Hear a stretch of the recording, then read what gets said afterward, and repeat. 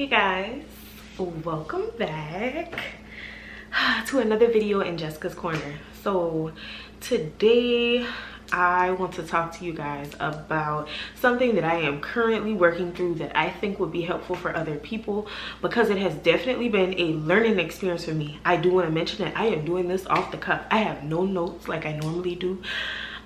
It's just something that I feel like I needed to do. I kind of want people to understand where I am, and I don't want to have to constantly explain myself to people. So hopefully this gives everybody what they need. And if for whatever reason I seem off, or I'm distant, or I'm delayed in my responses, or I might not be my normal talkative, laughing, bubbly self, this is why. So on last week, September 14th, which was actually exactly a week from today, I'm filming this on September 21st, we suddenly lost my husband, OC's grandmother. It was definitely a shocking thing. It was not something that we were prepared for. It came out of nowhere. And I actually want to talk about supporting your spouse or significant other, or even your friends, someone that is not your family, as in your cousin, your sister, your mama, your daddy, your granddaddy, whoever. Supporting them through that process, especially when it becomes a blended family through marriage, or a blended family through relationships. First and foremost, I want to speak to my relationship with his grandmother. Let's take it backwards. I lost my grandmother at the age of 9. I also had a second special grandmother that I affectionately refer to as Mama Ramsey. I also lost her that same year. I believe I was 8 when she passed away. I was very close to the both of them, and I lost both of them in a matter of like 4 months. Now, what I will say is, at the age of 9, I didn't really understand the gravity of what was happening. As life continued, I started to get a better grasp of it. I started to better understand it. It was a lot more clear to me what their absence really meant. And so when I met his grandmother, she was nothing but sweet to me, and she reminded me of my own grandmother in so many ways. And one of my fondest memories of her is actually, we went to lunch first. She wanted to take us to lunch. We were in college, getting ready to graduate from college, as a matter of fact, and she wanted to take us to lunch. She took us to lunch, and she had a boiled egg and some turkey sandwich meat in a sandwich bag, because she was about to get a salad and she wanted all of that on her salad. After that, we went to the mall, and she worked so hard to try to make me find something in the store for her to buy, because she loved buying, well, she loved shopping in general, but she loved buying things for people. So I kept telling her, no, I don't need nothing, I don't need nothing. And finally I settled on a clutch that was in there, but that's neither here nor there. But she was such a sweet lady. I have lots of great memories with her. But she meant a lot to me, because she meant a lot to OC. And so OC was the first grandchild, so they had a very close-knit relationship. And yes, he took it very hard. And let me just give you like some backstory. Prior to September 14th, I'd never seen my husband cry, ever.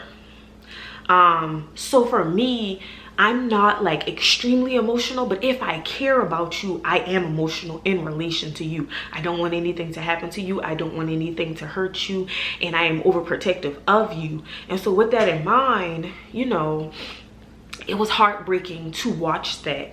I know, well, no, I can't say that I know. I can relate to what that pain feels like. And it was just hard for me, and I knew that it was going to be hard for him and his family, because they're very close-knit. But I want to talk about like supporting your significant other, your husband, your boyfriend, your girlfriend, your friends, you know, those connections that you make through other people, supporting them through the grieving process while you are grieving as well. because this was a loss for me too. And I think the hardest thing for me was allowing myself to grieve, giving myself grace when it was too hard for me too, and just allowing myself to be emotional, allowing myself to cry, allowing myself to feel. The one thing that I just want to make sure that I make very clear to everybody is that make sure that you allow yourself to grieve. Make sure you allow yourself to feel. Make sure you allow yourself to sit in that, because you cannot effectively support other people in the grieving process if you don't allow yourself that grace. Initially, the first couple of days, I didn't give myself that grace, and really the first day it hit me kind of at the end of the day. And you know, I might have had a moment when I first woke up, or maybe while I was in the shower or something like that, and I didn't say anything to anybody, but I was more concerned about making sure that my husband and his mother were okay. And that's my next thing. Don't feel like you can fix it. You can't fix it. You can't change the circumstances. It is what it is, unfortunately. And you will find yourself going extra lengths to do all these things to make them comfortable, to make them happy, to make sure they have what they need, to let them know that you are thinking of them. You'll make them a top priority. And at the end of each day, you'll realize that you've overexerted yourself so much, overextended yourself so much, you're exhausted. Every night I was exhausted. Every night I felt like I did so much and it still wasn't enough. So I do want you to understand that, like, you can't fix it, and you might not feel like you fixed anything at the end of the day, but as long as your effort was genuine and consistent and your intentions were pure, I think that's all that matters. Another thing that I would suggest is that you make sure that you have people in your corner that are separate from that experience that you can just vent and talk to. Luckily for me, I had a few friends and family members that were a listening ear for me when I may have felt overwhelmed, or when I just kind of needed somebody to talk to. And that was therapeutic for me, because I felt like I had the support I needed. And so I'll take that even further beyond just having someone to talk to. Like, make sure you have your own support system that is independent from that group of people that you're supporting, because it will make the difference in you just being able to process things. And you might even need to just like vocalize what you're feeling. If you're feeling depleted, if you're feeling overwhelmed, because you'll start to notice that you will just jump into high gear and you'll do any and everything to kind of accommodate them. And at the end of the day, you will start to feel like nobody has done this for me. Nobody has done that for me. And it was never that I ever felt like they needed to do those things, or that I was missing out on something, or that it was me feeling left out. I never felt any of those things. I just felt like it was my duty to do all those things, but at the end of the day, I was exhausted. And I just didn't feel like I was making the kind of progress that I expected to make. In addition to that, I would suggest now, whatever you can do to lighten the load, as long as it doesn't like put you at a loss, I say do it. Being busy for me was good. You know, there are certain memories, because wow, Osi and I have been together for an eternity. It feels like there are lots of memories that I missed. Now, there are some memories from his childhood that I have been made privy to because of conversations and just family discussions and stuff like that, so I can kind of catch on to things. But I would say, like, step in where you need to, be present where you need to. And sometimes it's not what you want to do, y'all. I will say that, like, I was a part of like funeral arrangements, being present for that. I've never done that a day in my life, and this is just like a plus of going through this with my husband's family. I've never done that before, and although I hate that it had to be under these circumstances, I'm glad that I could be present, because in the moments that they couldn't think, I could. In the moments that they couldn't remember things, I could. And it should give you an ounce of pleasure to know that you can support them when they need you. Beyond that, I will also say that, like, unfortunately, based on these circumstances, I do feel like you need to look at this as an opportunity to bond and connect with that family or that person on such a deeper level. I feel like my husband understands me, and understands who I can be in tough times, and who I can be if you need support, or who I can be if you need to lean on me and depend on me for something. But I mean, just based on relationships, you know, they don't necessarily need me in that fashion. And I was glad that I could do that for them, because if I wasn't there, I don't really know how smoothly some of that day-to-day stuff would have really occurred. And it wasn't that I was thinking about it like that. So I was never thinking I have to do this, I have to do that. It was knowing that things need to be done, let me just do it. And so that's why I'm saying, like, take the initiative to just do. Don't really ask. The other thing that I would strongly suggest, make sure everybody eats, make sure everybody takes their medicine, make sure everybody is getting rest. If necessary, like, cut off visitation, cut off phone calls, like put the phone on do not disturb. Really allow them to, like, remove themselves from people, because although people mean well when they're calling and they're sending text messages and things like that, they're triggering. And it was difficult for me to experience that, because it was just heartbreaking to hear them have to experience that pain over and over again. And so again, anything you can do to lighten the load. I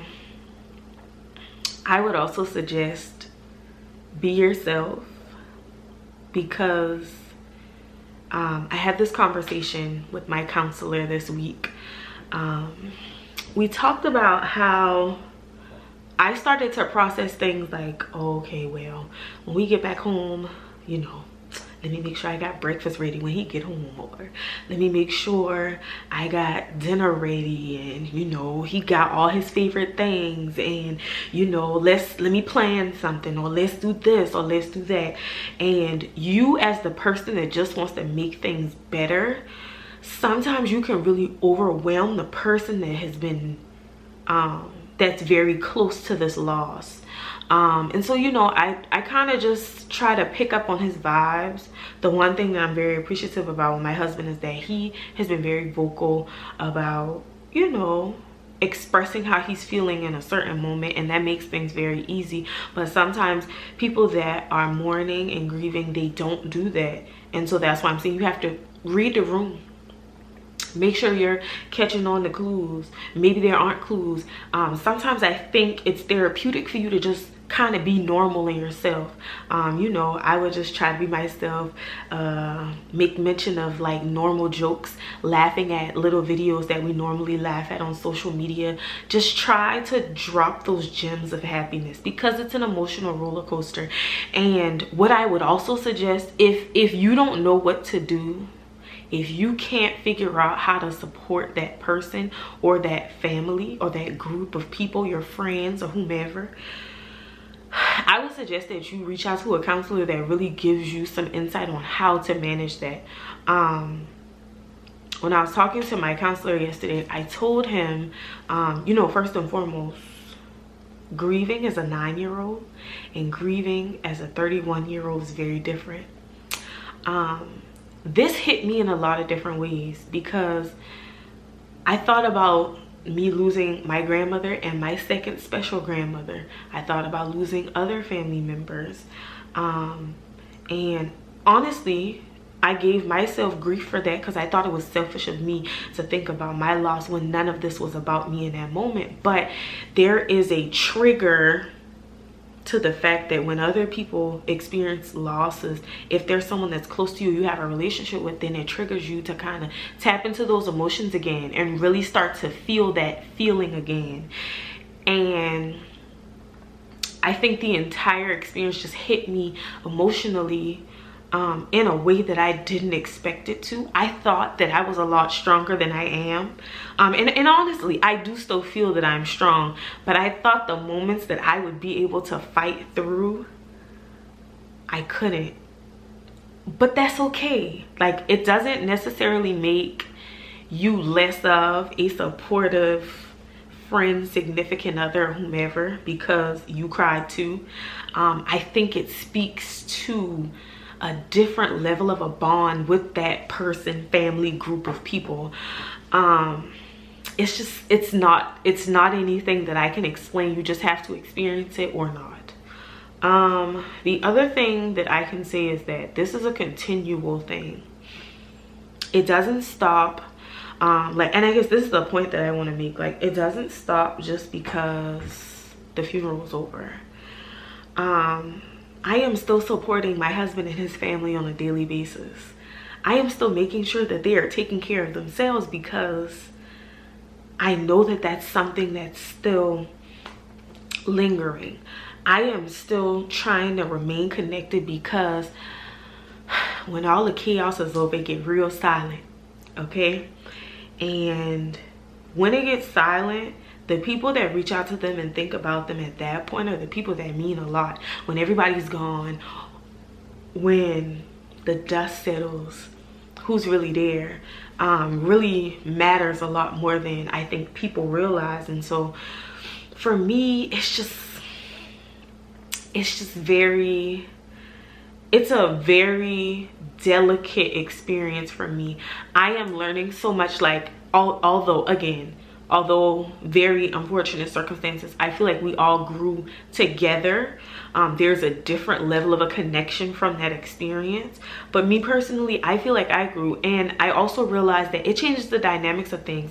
It changes the dynamics of who my husband is now, who his mother is, who the other people in his family might be, and even the connection that he has with me. Now, what I will say is I do feel like there is this stronger appreciation for who I can be for him when necessary, because I did everything possible to make him happy, because his happiness was paramount at that point. Like, I didn't care about anything else. I literally could have been unhappy for years after that. If I could just get him to be happy for a week, that would have been fine for me, just because it was just hard to experience it. But I think the other thing that you as a person have to realize is that if this person means something to you, if this person is of value to you, a lot of what I'm saying will come naturally to you, and you won't even think about it. And you'll get joy from just doing whatever you can. But I guess, like, the point that I want to make from this entire video is that it's a process. No process is the same. What my husband might need from me during his grieving process might be very different. And I think the one thing that is a requirement is that you're fluid with the expectations of what you need to do. You're fluid with the possibilities of what you can do, and that you're just flexible enough to realize that this is an uphill, downhill battle. It's not going to be over quickly, and just be present. One last point I do want to leave you with is, do not assume the position of it is a requirement for me to do X, Y, and Z, because the person that's grieving might not necessarily need that from you, might not want that from you. You might have assumed that position on your own, and you have literally stressed yourself out for no reason. My counselor talked through that with me, because he just was like, don't put yourself in a position where everything is a requirement.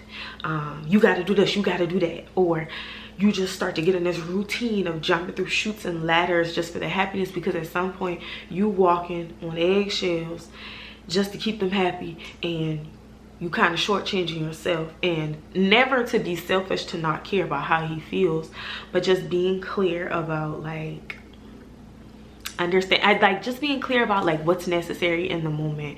And I feel like marriage, in marriage, this has been the hardest thing that I've ever had to do as a wife. I don't think I've ever had to support anybody in a grieving process, because it's been my mom, and because she's my mom, I think she just assumed a position of supporting me, and that was the end of that.